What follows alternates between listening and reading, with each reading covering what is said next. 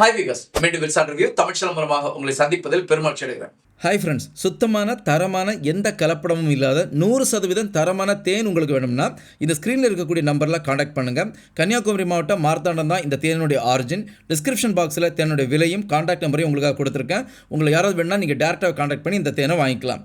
எந்த ஒரு பிஸ்னஸ் பண்ணுறதா இருந்தாலும் அந்த பிஸ்னஸில் லாபங்கிறது தான் ஒரே ஒரு மிக முக்கியமான கூறாக இருந்துகிட்டு இருக்கும். இதில் எந்த ஒரு மாற்று கருத்தும் கிடையாது.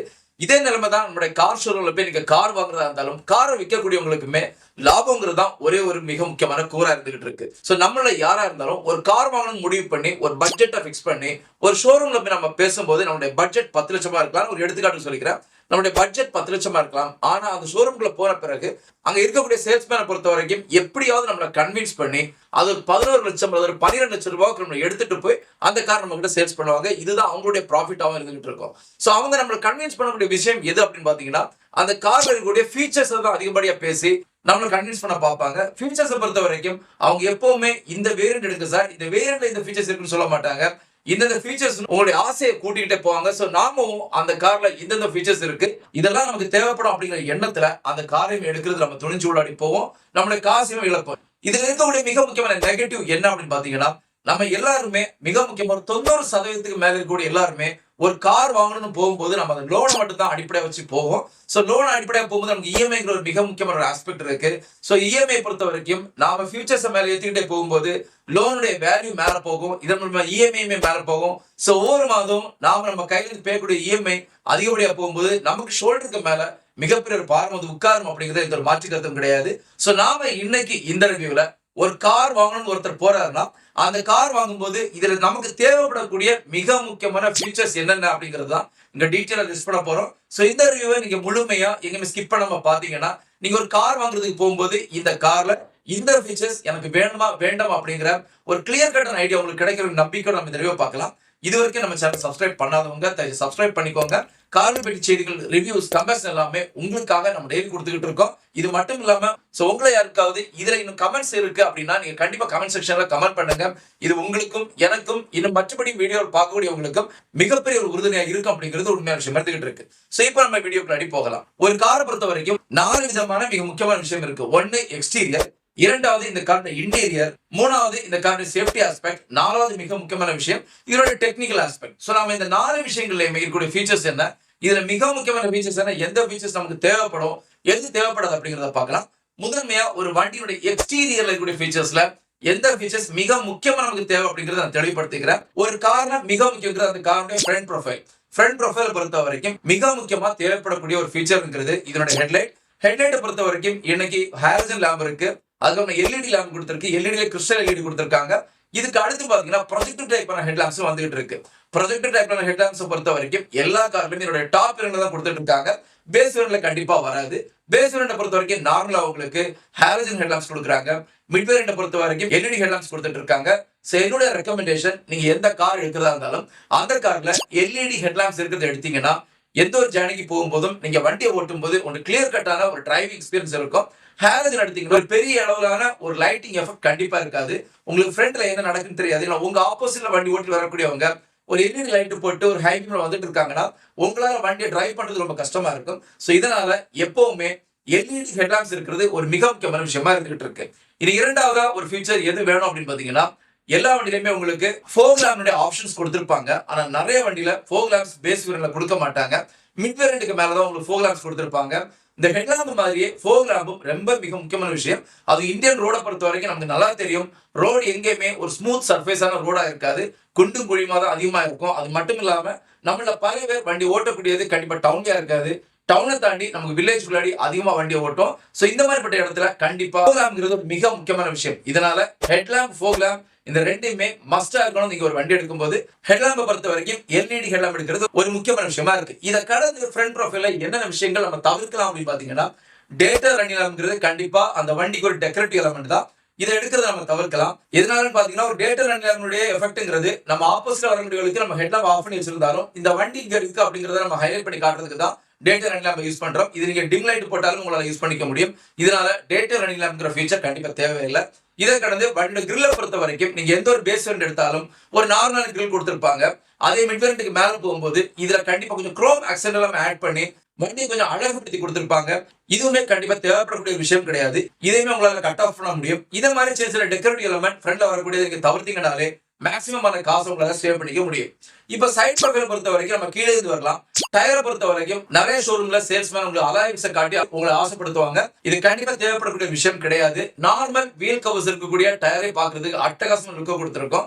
கண்டிப்பா அலாய்வு தான் இருக்கணும் அப்படிங்கிறது தேவையில்லாத ஒரு விஷயம். இதற்கான இரண்டாவது மிக முக்கியமா தேவைப்படக்கூடிய ஒரு விஷயம் சைட் ப்ரொஃபைல் என்ன அப்படின்னு பாத்தீங்கன்னா, இதனுடைய சைடு ஓஆர்விங்கிறது outside rear view mirror. நம்மள வண்டியில வெளிப்பக்கத்துல வரக்கூடிய மிரர் தான் ஓஆர்விஎம் சொல்லுவாங்க. இந்த ஓஆர்விஎம் பொறுத்த வரைக்கும் எலக்ட்ரிக்கலி அட்ஜஸ்டபிள் ஓஆர்விஎம் இருக்கணும். மேனுவல் அட்ஜஸ்டபிள் ஓஆர்விஎம் கண்டிப்பா எடுக்காதீங்க.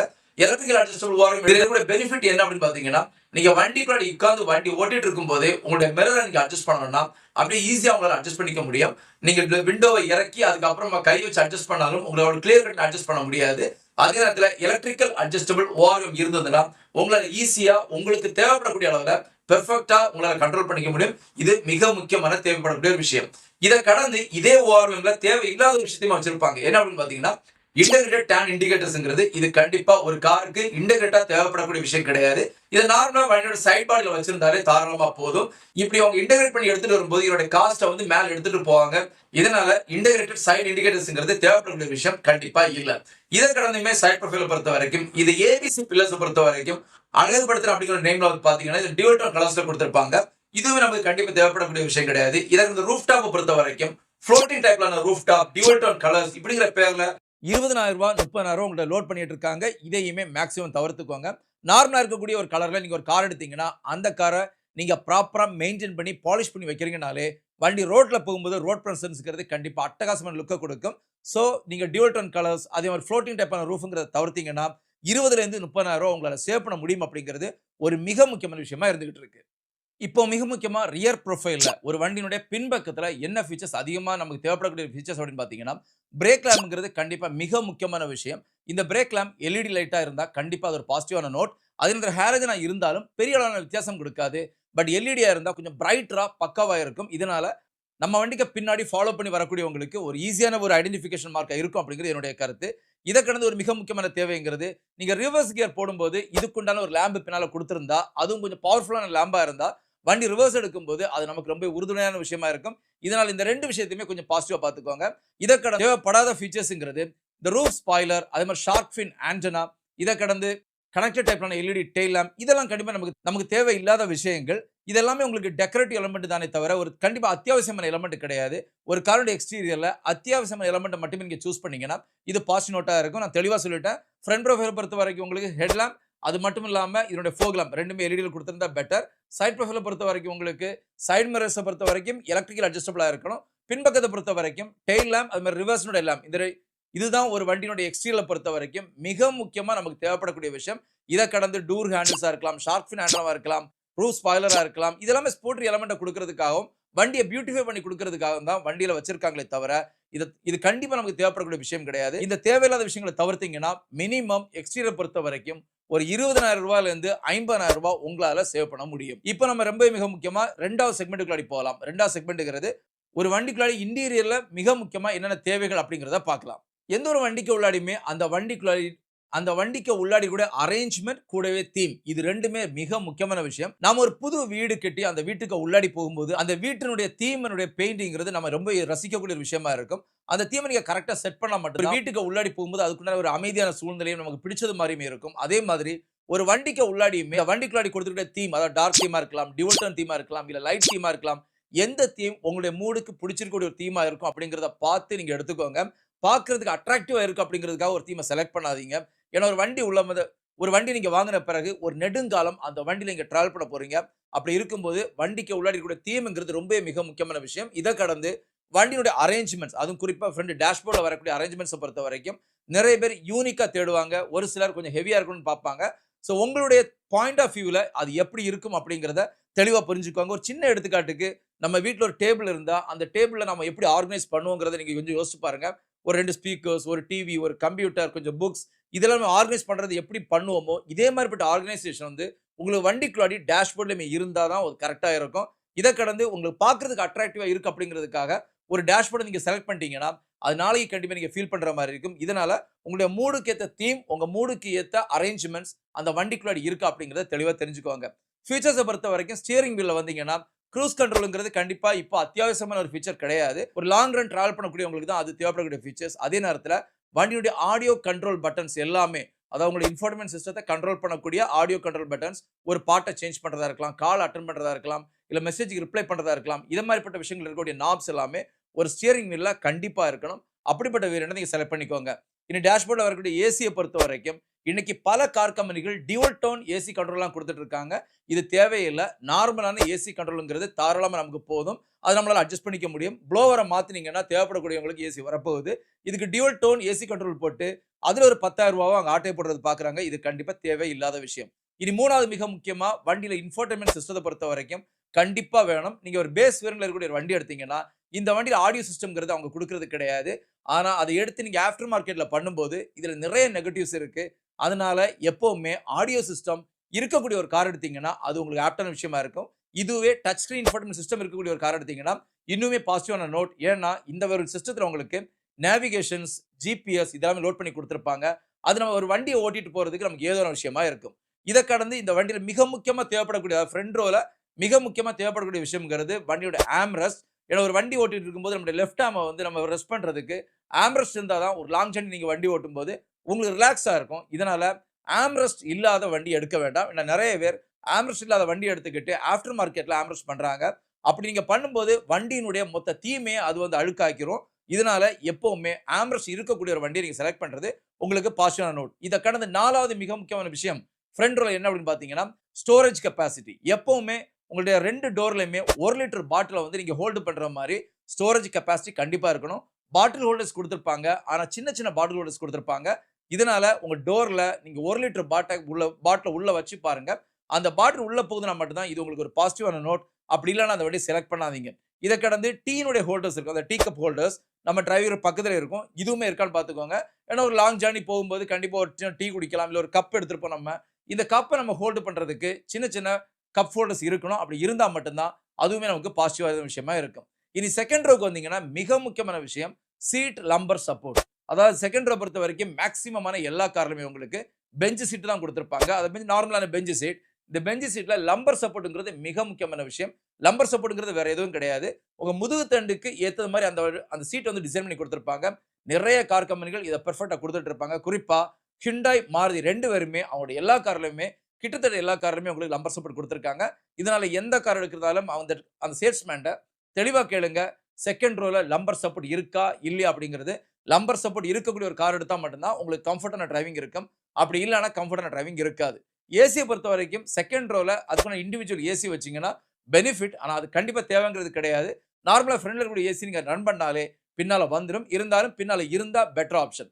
இத கடந்து முன்பக்கத்திலேயும், பின்பக்கத்திலேயும் ஃபோன சார்ஜ் பண்ணக்கூடிய யூஎஸ்பி போர்ட் இருந்ததுன்னா, நமக்கு ஒரு பாசிட்டிவான நோட். ஆனா அது இல்லனாலும் பரவாயில்ல. ஏன்னா இன்னைக்கு நமக்கு பவர் பேங்க்ஸ் எல்லாமே இருக்கு. ஏன்னா இந்த ஒரு யூஎஸ் பவர் ஆப்ஷன் குடுத்தாங்கன்னா, மினிமம் ஒரு ரூ. 5,000 அவங்க தீட்டிருவாங்க. இப்படி ரூ. 5,000 நீங்க குறைக்கணும்னா, அத தவிர்த்துக்கிட்டு பவர் பேங்க் போறது ஒரு பெட்டரான ஆப்ஷனா இருக்கும். இதுக்கு அடுத்து 3வது மிக முக்கியமான செக்மெண்ட்ங்கிறது சேஃப்டி. சேஃப்டிய பொறுத்தவரைக்கும் இங்க எந்த ஒரு காம்ப்ரமைஸுமே வேண்டாம். நீங்க இன்னைக்கு இந்தியன் கார் மார்க்கெட்ட பொறுத்தவரைக்கும் இந்தியன் கவர்ன்மென்ட் ரெகுலேட் பண்ணி குடுத்திருக்காங்க கொஞ்சம் சேஃப்டி ஆஸ்பெக்ட். இது எல்லா கார்கள்லயுமே இருக்கு. இதனால சேஃப்டிய பொறுத்தவரைக்கும் ஆட் ஆன் ஃபீச்சர்ஸ் தான் அங்க அதிகமா இருக்குமே தவிர, இன்னைக்கு தேவைப்படக்கூடிய டியூவல் ஏர் பேக்கா இருக்கலாம், இஎஸ்சியா இருக்கலாம், இல்ல இன்ஜின் இம்மோபிலைசரா இருக்கலாம். இந்த மாரிப்பட்ட விஷயங்கள் எல்லாமே இன்னைக்கு மேண்டேட்டரி. இதனால மேக்ஸிமமான எல்லா சேஃப்டி ஆஸ்பெக்ட்மே குடுத்திருக்காங்க. இன்னைக்கு அது மட்டும் இல்லாம Tata, Mahindra, Skoda, Volkswagen, Toyota இந்த மாதிரிப்பட்ட கார் கம்பெனிகள் எல்லாமே ஷெல் இன்டெகிரேட் வண்டியுடைய எக்ஸ்டர்னல் ஸ்ட்ரக்சரை பொறுத்தவரைக்கும் ரொம்ப பலமா குடுத்துட்டு இருக்காங்க. இவங்களுக்கு நிகரா இன்னைக்கு மாருதியுமே அவங்களுடைய கார்கள்ல பக்காவான சேஃப்டி ஆஸ்பெக்ட் எடுத்துட்டு வந்துட்டு இருக்காங்க. இதனால இந்தியன் கார் மார்க்கெட்ல இன்னும் ஒரு 2 வருடங்கள் தாண்டி பார்த்தீங்கன்னா, மேக்ஸிமமா எல்லா கார்லயுமே சேஃப்டி ஆஸ்பெக்ட பொறுத்தவரைக்கும் 100% பெர்ஃபெக்ட்டா எடுத்துட்டு வந்துருவாங்க.